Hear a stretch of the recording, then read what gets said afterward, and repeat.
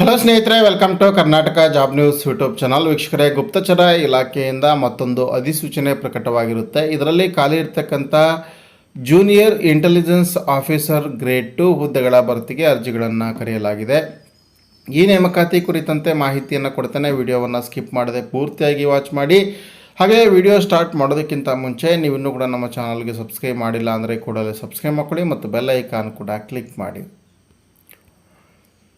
ಗೆಳೆಯರೆ, intelligence bureau ಇದು ministry of home affairs government of ಇಂಡಿಯಾದ ಅಡಿಯಲ್ಲಿ ಬರುವಂಥದ್ದು. ಇದರಲ್ಲಿ ಖಾಲಿ ಇರುವಂಥ ಜೂನಿಯರ್ ಇಂಟೆಲಿಜೆನ್ಸ್ ಆಫೀಸರ್ ಅಂದರೆ ಕಿರಿಯ ಗುಪ್ತಚರ ಅಧಿಕಾರಿ ಗ್ರೇಡ್ 2 ಹುದ್ದೆಗಳ ನೇಮಕಾತಿಗಾಗಿ ಅರ್ಜಿಗಳನ್ನು ಕರೆಯಲಾಗಿರುತ್ತೆ. ಇದು ಗ್ರೂಪ್ ಸಿ ಹುದ್ದೆಗಳಾಗಿದ್ದು ಇದಕ್ಕೆ ವೇತನ ಶ್ರೇಣಿ 25,500 ರೂಪಾಯಿಂದ 81,100 ರೂಪಾಯಿ ಕೂಡ ಇರುತ್ತೆ. ಅದರಾಗೆ DA, HRA ಮುಂತಾದ ಸೌಲಭ್ಯಗಳು ಕೂಡ ಸಿಗುತ್ತೆ. ನಂಬರ್ ಆಫ್ ವೇಕೆನ್ಸೀಸನ್ನು ನೋಡೋದಾದರೆ ಟೋಟಲ್ಲು 394 ಹುದ್ದೆಗಳು ಇದೆ. ಅದರಲ್ಲಿ ಸಾಮಾನ್ಯ ವರ್ಗದವರಿಗೆ 157 ಹುದ್ದೆಗಳು, EWSಗೆ 32 ಹುದ್ದೆಗಳು ಇವೆ, OBC ಅವರಿಗೆ 117 ಹುದ್ದೆಗಳು ಇರುತ್ತೆ, ಪರಿಶಿಷ್ಟ ಜಾತಿಯವರಿಗೆ 60 ಹುದ್ದೆಗಳು, ಪರಿಶಿಷ್ಟ ಪಂಗಡದವರಿಗೆ 28 ಹುದ್ದೆಗಳು ಖಾಲಿ ಇವೆ. ಹಾಗೆ ಇದಕ್ಕೆ ಬೇಕಾಗಿರ್ತಕ್ಕಂಥ ಕ್ವಾಲಿಫಿಕೇಷನ್ ಏನಂತಂದರೆ diploma in engineering in the field of electronic ಅಥವಾ ಎಲೆಕ್ಟ್ರಿಕಲ್ಸ್ ಅಥವಾ ಎಲೆಕ್ಟ್ರಾನಿಕ್ಸ್ ಇರುತ್ತೆ. ಹಾಗೆ ಟೆಲಿಕಮ್ಯುನಿಕೇಷನ್ ಅಥವಾ ಎಲೆಕ್ಟ್ರಾನಿಕ್ಸ್ ಆ್ಯಂಡ್ ಕಮ್ಯುನಿಕೇಷನ್ ಅಥವಾ ಎಲೆಕ್ಟ್ರಿಕಲ್ ಆ್ಯಂಡ್ ಎಲೆಕ್ಟ್ರಾನಿಕ್ಸ್ ಅಥವಾ ಇನ್ಫಾರ್ಮೇಷನ್ ಟೆಕ್ನಾಲಜಿ ಅಥವಾ ಕಂಪ್ಯೂಟರ್ ಸೈನ್ಸ್ ಅಥವಾ ಕಂಪ್ಯೂಟರ್ ಇಂಜಿನಿಯರಿಂಗ್ ಅಥವಾ ಕಂಪ್ಯೂಟರ್ ಅಪ್ಲಿಕೇಶನ್. ಸೊ ಈ ವಿಭಾಗಗಳಲ್ಲಿ ಡಿಪ್ಲೊಮೋವನ್ನು ಮುಗಿಸಿರ್ತಕ್ಕಂಥವ್ರು ಅರ್ಜಿಯನ್ನು ಸಲ್ಲಿಸ್ಬೋದು. ಹಾಗೆ BSc ಮುಗಿಸಿರ್ತಕ್ಕಂಥವ್ರು ಕಂಪ್ಯೂಟರ್ ಸೈನ್ಸ್ ಅಥವಾ ಎಲೆಕ್ಟ್ರಾನಿಕ್ ಅಥವಾ ಫಿಸಿಕ್ಸ್ ಅಥವಾ ಮ್ಯಾಥಮೆಟಿಕ್ಸ್ ಇದರಲ್ಲಿ ಯಾವುದಾದ್ರೂ ಒಂದು ವಿಷಯವನ್ನು ತೆಗೆದುಕೊಂಡು BScಯನ್ನು ಕಂಪ್ಲೀಟ್ ಮಾಡಿದರೆ ಅವರು ಕೂಡ ಅರ್ಜಿಯನ್ನು ಸಲ್ಲಿಸ್ಬೋದು. ಹಾಗೆ ಕಂಪ್ಯೂಟರ್ ಅಪ್ಲಿಕೇಶನ್ನ ಬ್ಯಾಚುಲರ್ ಡಿಗ್ರಿ ಕೋರ್ಸ್ ಅಂದರೆ BCA ಕೋರ್ಸನ್ನು ಮುಗಿಸಿದ್ದಂಥವ್ರು ಕೂಡ ಅರ್ಜಿಯನ್ನು ಸಲ್ಲಿಸ್ಬೋದು. ಏಜ್ ಲಿಮಿಟ್ ಬಂದುಬಿಟ್ಟು 18 ಇಂದ 27 ವಯೋಮಿತಿ ಇರುತ್ತೆ. ಹಾಗೆ SC ST ಅವರಿಗೆ 5 ವರ್ಷ ರಿಲ್ಯಾಕ್ಸೇಷನ್ ಇದೆ, OBC ಅವರಿಗೆ 3 ವರ್ಷ ಗರಿಷ್ಠ ವಯೋಮಿತಿಯಲ್ಲಿ ರಿಲ್ಯಾಕ್ಸೇಷನ್ ಸಿಗುತ್ತೆ.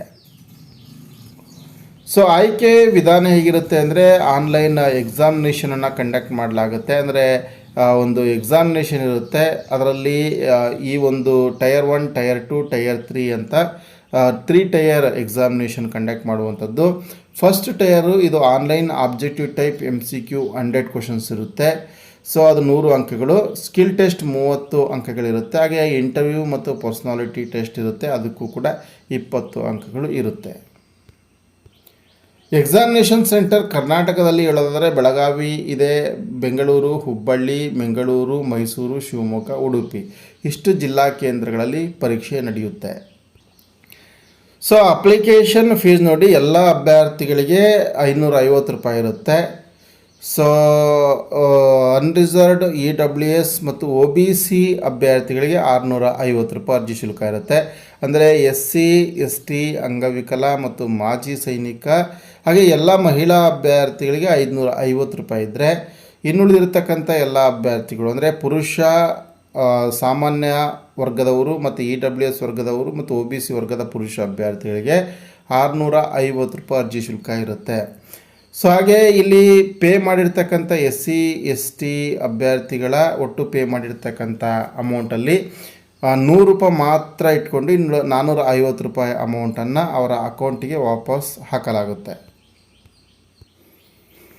ಅರ್ಜಿ ಸಲ್ಲಿಸುವ ದಿನಾಂಕಗಳು ಆನ್ಲೈನ್ ಅಪ್ಲಿಕೇಶನ್ ಆರಂಭವಾಗುವಂಥದ್ದು ಆಗಸ್ಟ್ 23ನೇ ತಾರೀಕಿಂದ. ಸೊ ಕೊನೆಯ ದಿನಾಂಕ ಸೆಪ್ಟೆಂಬರ್ 14, 2025. ಸೊ ಆಸಕ್ತ ಅಭ್ಯರ್ಥಿಗಳು ಕೂಡಲೇ ಅರ್ಜಿಯನ್ನು ಸಲ್ಲಿಸಿ. ಅರ್ಜಿಯನ್ನು ಸಲ್ಲಿಸುವಂಥ ವೆಬ್ಸೈಟ್ ಲಿಂಕ್ ಬಂದುಬಿಟ್ಟು www.mha.gov.in ಹೋಗ್ಬೋದು ಅಥವಾ NCS ಪೋರ್ಟಲ್ ಅಂದರೆ www.ncs.gov.in ವೆಬ್ಸೈಟಿಗೆ ಬೇಕಾದರೂ ಕೂಡ ವಿಸಿಟ್ ಮಾಡ್ಬೋದು. ಇದು ಗೆಳೆಯರೇ, ಗುಪ್ತಚರ ಇಲಾಖೆಯಲ್ಲಿ ಖಾಲಿ ಇರುವಂತಹ ಜೂನಿಯರ್ ಇಂಟೆಲಿಜೆನ್ಸ್ ಆಫೀಸರ್ ಹುದ್ದೆಗಳ ಭರ್ತಿ ಕುರಿತಾಗಿರುವಂಥ ಮಾಹಿತಿ. ಸೊ ಈ ಮಾಹಿತಿ ನಿಮಗೆ ಉಪಯುಕ್ತವಾಗಿದೆ ಅಂತ ಭಾವಿಸ್ತೇನೆ. ವಿಡಿಯೋವನ್ನು ಆದಷ್ಟು ಶೇರ್ ಮಾಡಿ, ಲೈಕ್ ಮಾಡಿ. ಇದೇ ರೀತಿಯ ಮತ್ತೊಂದು ಹೊಸ ಉದ್ಯೋಗ ಮಾಹಿತಿಯೊಂದಿಗೆ ಸಿಗ್ತೀನಿ. ನಮಸ್ಕಾರ.